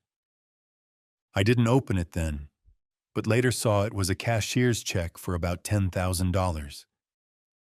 It wasn't about money, I knew. It was symbolic. I ended up donating that to a charity, not comfortable keeping it for myself. Her letter, however, I did read. It was genuinely remorseful, reflecting on how she alone was responsible for her choices, how she regretted hurting me every day, and admired how I handled everything. She said I taught her a lesson in accountability that she'd never forget, and though it was a painful lesson, she oddly was grateful I didn't let her get away with her wrongdoing, because it forced her to confront her issues. It was a letter seeking some form of absolution, I suppose. I wouldn't grant outright forgiveness. I'm not that saintly. But I did reply once, acknowledging her apology and saying I hoped she finds a better path and never repeats those mistakes with someone else. It was as close to closure as we could get. Now, more than a year since that fateful day of discovery, I stand in the home that once was ours, now truly mine, and I reflect on the journey. The Midwest summer sun filters through the windows. I've repainted the walls, changed the furniture arrangement, purged items that were hers or ours. The space feels lighter, freer, like I reclaimed it just as I reclaimed my life. I occasionally still feel anger when I think about what I went through, but largely I feel a calm resolve. I faced one of the worst betrayals imaginable and I survived. More than that, I prevailed on my terms. There's a measure of pride in that. People have started encouraging me to date again. Some of my friends even tried setting me up. I've been cautiously open to it. Trusting someone new after that kind of betrayal is difficult, but I remind myself not everyone is like my ex. There are good people out there. I'm not rushing, but I also know I don't want to remain defined by this chapter forever. The best revenge, as they say, is living well. And I do intend to live well, without secrets, without lies, and without someone by my side who doesn't truly value me. If I ever sense deception again, I know my worth enough now to walk away immediately, and maybe dole out a bit of justice on the way out. I sometimes think of a quote I read once: "The axe forgets, but the tree remembers." In our case, I was the axe and she the tree. I cut her down and moved on, while she will always carry the scar of what happened. But perhaps in truth, we both remember. Our lives were irrevocably changed. The difference is, I turned that memory into strength, while she must live with it as guilt. As I step outside to greet a new day, I feel the warm breeze and a sense of optimism.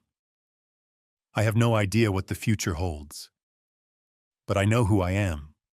Mark, a serious, perhaps a bit colder now, but wiser, man who won't be crossed without consequence.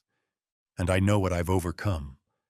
Betrayal knocked me down, but I got back up, measured and deliberate, and I made sure the betrayers fell harder.